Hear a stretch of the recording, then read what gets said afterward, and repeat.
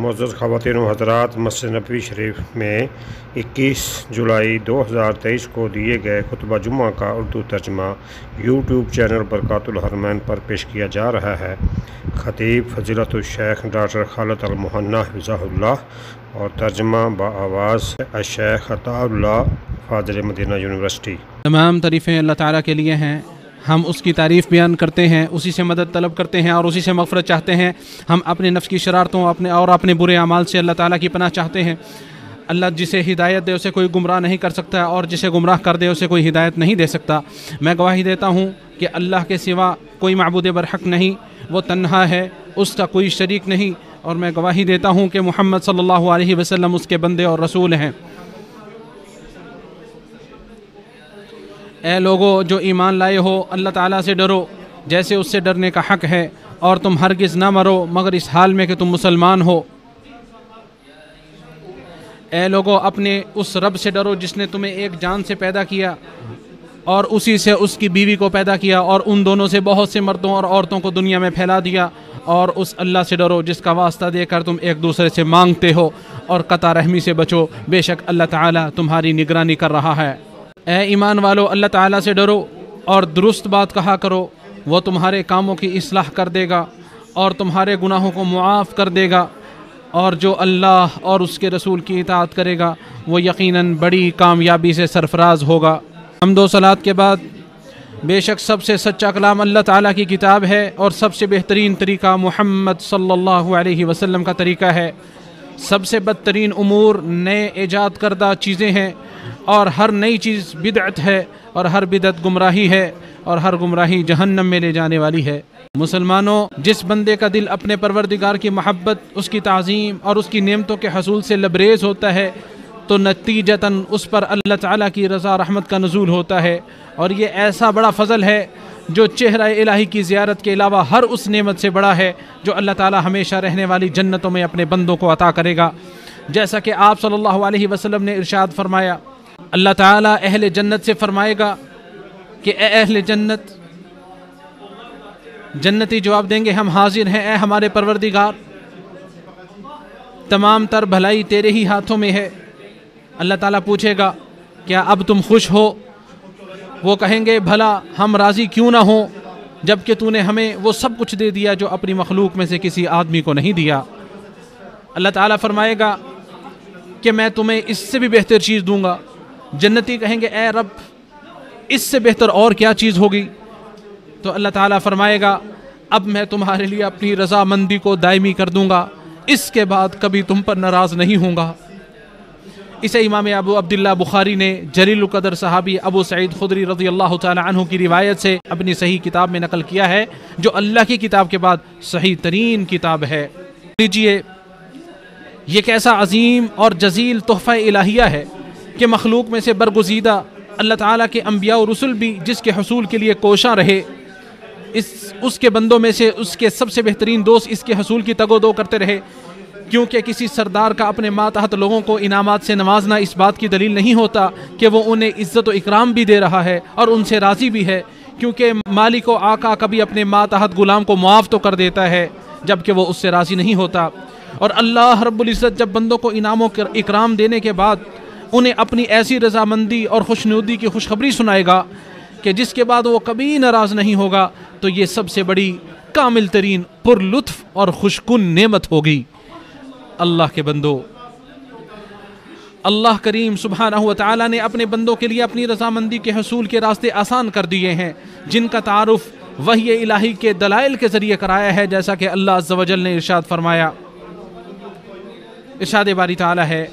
وعدہ کیا ہے اللہ نے مومن مردوں سے اور مومن عورتوں سے ایسے باغات کا کہ چلتی ہیں جو ان کے نیچے سے نہریں، وہ ہمیشہ رہنے والے ہیں ان میں، اور پاکیزہ مکانوں کا ہمیشگی کے باغات میں، اور خوشنودی اللہ کی طرف سے ہے، سب سے بڑھ کر ہوگی۔ یہی وہ بہت بڑی کامیابی ہے۔ اللہ نے مومن مردوں اور مومن عورتوں سے ایسے باغات کا وعدہ کر رکھا ہے جن میں نہریں جاری ہیں، ان میں وہ ہمیشہ رہیں گے، نیز سدا بہار باغات میں پاکیزہ قیام گاہوں کا بھی اللہ نے وعدہ کر رکھا ہے، اور اللہ کی خوشنودی تو ان سب نعمتوں سے بڑھ کر ہوگی۔ یہی بہت بڑی کامیابی ہے۔ مسلمانوں، اپنے رب کی رضا تلاش کرنے والے مسلمان کے لیے دین کے احکام و ضوابط کتنے ہی زیادہ ہو جائیں ان کے کچھ ایسے اسباب ہیں جن پر ان کی بنیاد ہے، اور ان کا ایسا مرجع ہے جس کی طرف وہ لوٹتے ہیں۔ جب بندہ اسے مضبوطی سے تھام لیتا ہے تو ہر ایسی عبادت اطاعت تک رسائی حاصل کر لیتا ہے جو اسے اپنے مالک و مولا کی رضامندی تک پہنچا دیتی ہے۔ اللہ کے بندو، در حقیقت اللہ تعالیٰ کے ساتھ صدق و سچائی ہی اصل چیز ہے جو دنیا و آخرت میں بندوں پر اللہ تعالیٰ کی رضامندی کے نزول کا موجب بنتی ہے۔ جیسا کہ صادق و مصدوق نبی صلی اللہ علیہ وسلم نے ارشاد فرمایا، آپ نے فرمایا تم سچ بولنے کو لازم پکڑو،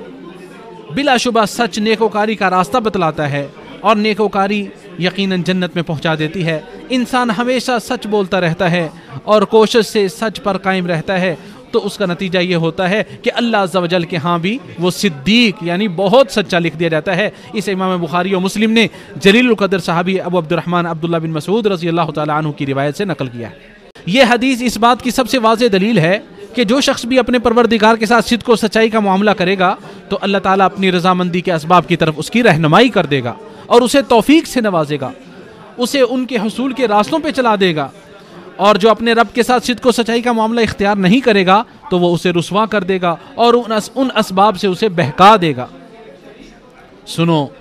اللہ تعالیٰ کے ساتھ صدق و سچائی کے کچھ لوازمات ہیں جو صدق و سچائی سے ہی صادر ہوتے ہیں، کچھ دلائل و براہین ہیں جو صدق و سچائی پر دلالت کرتے ہیں، اور کچھ پاکیزہ ثمرات ہیں جو یقینی طور پر صدق و اخلاص سے ہی اگتے ہیں اور جنم لیتے ہیں، اور وہ ہیں ظاہری اور باطنی نیک اعمال جن کے ذریعے بندہ اپنے پروردگار کا تقرب حاصل کرتا ہے، یہاں تک کہ وہ مخلوق میں سے سب سے بہترین لوگوں میں شمار ہو جاتا ہے جن کے ساتھ وافر اجر و ثواب اور اچھے ٹھکانے اور غلبے والے عطا کرنے والے اللہ کی رضامندی کا وعدہ کیا گیا ہے۔ ارشاد باری تعالیٰ ہے،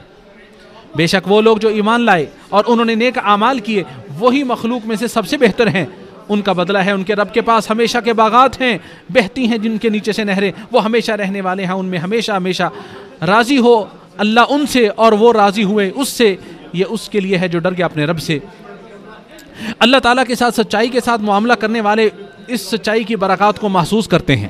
اور اس کا نفع ان اشیاء سے زیادہ ضروری ہے جن میں وہ مشغول رہتے ہیں، جیسا کہ اللہ تعالیٰ نے ارشاد فرمایا۔ ارشاد باری تعالیٰ ہے، اللہ فرمائے گا یہ وہ دن ہے کہ سچوں کو ان کا سچ نفع دے گا، ان کے لیے باغات ہیں جن کے نیچے سے نہریں بہتی ہیں، ان میں ہمیشہ رہنے والے ہیں، ہمیشہ اللہ ان سے راضی ہو گیا اور وہ اللہ سے راضی ہو گئے، یہی بہت بڑی کامیابی ہے۔ اللہ عز و جل نے فرمایا کہ وہ ان سچے لوگوں سے راضی ہے جنہوں نے اس کے ساتھ وفا کرتے ہوئے اس چیز کو سچ کر دکھایا جو انہوں نے اس کی اطاعت والے انجام دینے اور اس کی معصیت سے بچنے کے متعلق وعدہ کر رکھا تھا،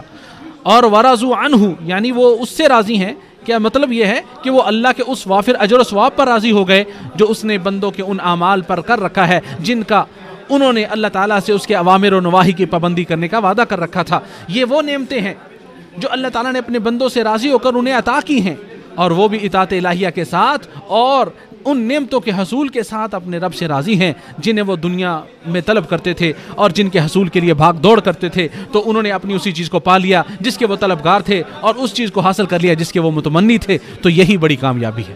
اور جب بندہ اپنے پروردگار سے راضی ہو جائے اور اس سے محبت کرنے لگے تو اللہ تعالیٰ بھی اس سے محبت کرتا ہے، دنیا میں اس سے رضامندی کی بشارت کا اظہار یوں کر دیتا ہے کہ اس کے لیے نیکی کے مواقع فراہم کر دیتا ہے اور معصیت و گناہ اور برائی سے اسے دور کر دیتا ہے، اور بدلہ عمل کی جنس سے ہوتا ہے، جیسا کرو گے ویسا بھرو گے۔ بندے کی اپنے پروردگار سے رضامندی یہ ہے کہ وہ اپنے نفس میں کوئی تنگی محسوس کیے بغیر اس کی شریعت کا مطیع و فرمانبردار بن جائے، اس کے حکم کے سامنے سر تسلیم خم کر دے، اپنے متعلق اپنے پروردگار کی تقدیر پر راضی ہو جائے، اگرچہ اس سے کوئی تکلیف بھی پہنچی ہو۔ جو شخص اس عظیم مرتبے پر فائز ہو گیا تو اللہ تعالیٰ اسے محبت کے اعلیٰ درجات تک پہنچا دے گا، اور اللہ تعالیٰ کی رضامندی کے مختلف درجات ہیں جن کے لیے وہ اپنے بندوں میں سے جسے چاہتا ہے خاص کر لیتا ہے، بالکل اسی طرح جس طرح نعمتوں والی جنت میں ان کے مختلف درجات ہوں گے۔ مسلمانوں، اپنے پروردگار کی رضامندی کا متلاشی باہمت عزم و استقلال میں سنجیدہ اپنے مالک و مولا کے حکموں کی تعمیل کرنے والا اور نیکیوں میں سب سے سبقت کرنے والا ہوتا ہے۔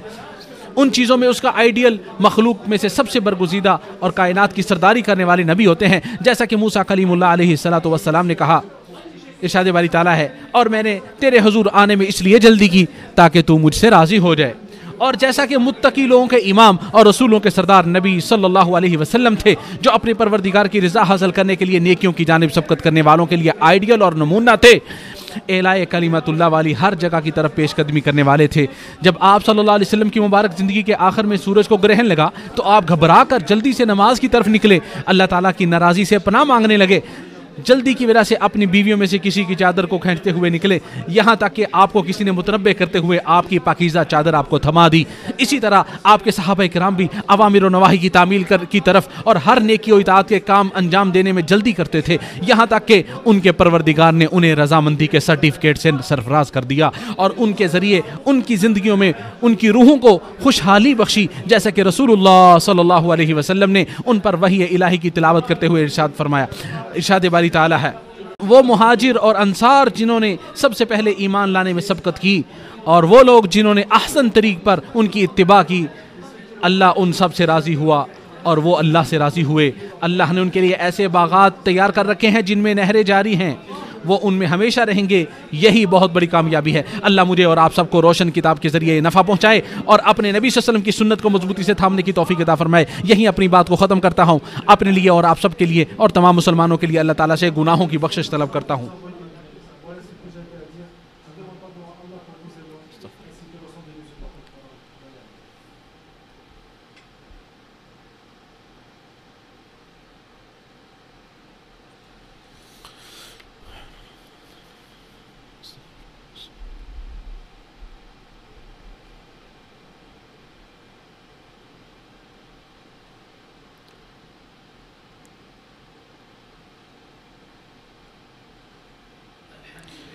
تمام تعریفیں اللہ تعالیٰ کے لیے ہیں، اس کے احسانات و انعامات پر، اس کا شکر ہے اس کی توفیق و امتنان پر، اور درود و سلام نازل ہوں اس کے بندے اور رسول محمد صلی اللہ علیہ وسلم پر، جو اس کی رضا اور اس کی رضوان کی طرف دعوت دیتے رہے۔ حمد و صلات کے بعد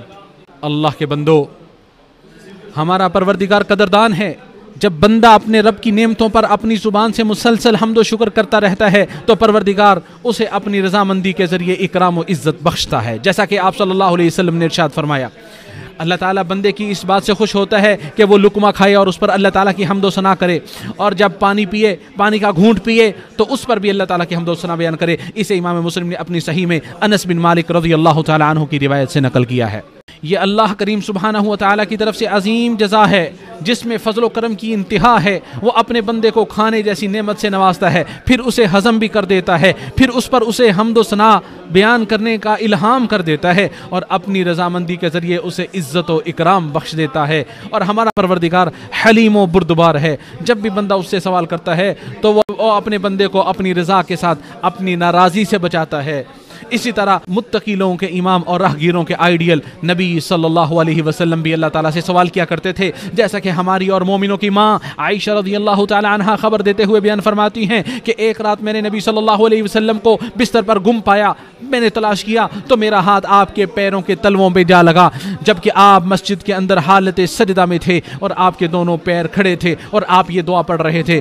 اللہم انی اعوذ برضاک من سخطک وبمعافاتک من عقوبتک واعوذ بک منک لا احصی ثناء علیک انت کما اثنیت علی نفسک۔ اے اللہ، میں پناہ مانگتا ہوں تیری رضا کے ذریعے تیری ناراضی سے، اور تیری عافیت کے ذریعے تیری سزا سے، اور تیری پناہ مانگتا ہوں تیری ذات کے ذریعے سے تیرے قہر و غضب سے۔ میں تیری تعریف کا شمار نہیں کر سکتا، تو ویسا ہی ہے جیسے تو نے خود اپنی تعریف بیان کیا۔ اسے امام مسلم نے اپنی صحیح میں روایت کیا ہے۔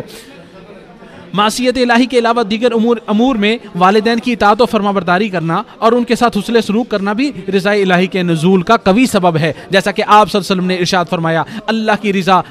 والد محترم والد کی رضا میں ہے اور اس کی ناراضی والد کی ناراضی میں ہے۔ اسے امام ترمذی نے روایت کیا ہے۔ ابن حبان اور محدثین کی ایک جماعت نے اسے صحیح قرار دیا ہے۔ اے اللہ، ہمیں اپنی رحمت سے اپنی محبوب اور پسندیدہ اشیاء کے راستوں کی رہنمائی فرما اور ہمیں اپنی ناراضی اور عذاب والی جگہوں سے دور رہنے کی توفیق عطا فرما۔ مسلمانوں، اللہ تعالیٰ نے تمہیں ایسے کام کا حکم دیا ہے جس کا آغاز ترغیب و تعظیم کے لیے اس نے اپنی ذات سے کیا ہے، پھر تاکید و تکریم کے لیے معزز و مکرم فرشتوں کی طرف اسے پھیرا ہے۔ ارشاد باری تعالیٰ ہے، اللہ تعالیٰ اور اس کے فرشتے نبی صلی اللہ علیہ وسلم پر درود بھیجتے ہیں، اے ایمان والو تم بھی ان پر درود بھیجو اور خوب سلام بھیجا کرو۔ اے اللہ اپنے بندے اور رسول محمد صلی اللہ علیہ وسلم پر اس قدر رحمت اور سلامتی نازل فرما جس قدر ذکر کرنے والے ان کا تذکرہ کریں اور غفلت برتنے والے ان کے تذکرے سے غافل رہیں، اور اسی طرح آپ کی پاک باز آل پر بھی اے اللہ ان کے خلفائے راشدین ابو بکر و عمر و عثمان و علی اور تمام صحابہ اکرام رضی اللہ عنہم اجمعین سے بھی راضی ہو جا، اور ان کے پیروکاروں سے بھی، اور تا قیامت احسان کے ساتھ ان کی اتباع کرنے والوں سے بھی راضی ہو جا، اور ان کے ساتھ ساتھ اپنی فضل، اپنی رحمت، اپنے فضل اور احسان کے ساتھ ہم سے بھی راضی ہو جا اے سب سے زیادہ عزت والے۔ اے اللہ تو اسلام اور مسلمانوں کو غلبہ عطا فرما، شرک اور مشرکوں کو ذلت و پستی سے دوچار کر دے، اپنے اور دین کے دشمنوں کو ذلیل و رسوا کر دے، اپنے مومن بندوں کی نصرت فرما۔ اے اللہ تو ہمارے ملکوں گھروں کو امن و امان کا گہوارہ بنا دے، اے اللہ تو ہمارے حکمرانوں اور حاکموں کی اصلاح فرما دے، اور ہمارے ولی امر خادم حرمین شریفین کی حق و ہدایت کے ساتھ تائید و نصرت فرما۔ اے اللہ ان کی اور ان کے ولی عہد کی ان کاموں میں مدد فرما جن میں اسلام اور مسلمانوں کی اصلاح و بھلائی ہو۔ اے ہمارے پروردگار ہمیں دنیا میں بھلائی اور آخرت میں بھی بھلائی دے، اور ہمیں آگ کے عذاب سے بچا۔ اللہ کے بندو، اللہ کو یاد کرو وہ تمہیں یاد کرے گا، اس کی نعمتوں پر اس کا شکریہ ادا کرو وہ تمہیں مزید نوازے گا۔ اللہ کا ذکر سب سے بڑا ہے، اور جو تم کچھ کر رہے ہو، کچھ بھی کر رہے ہو، وہ اس سے بخوبی واقف ہے۔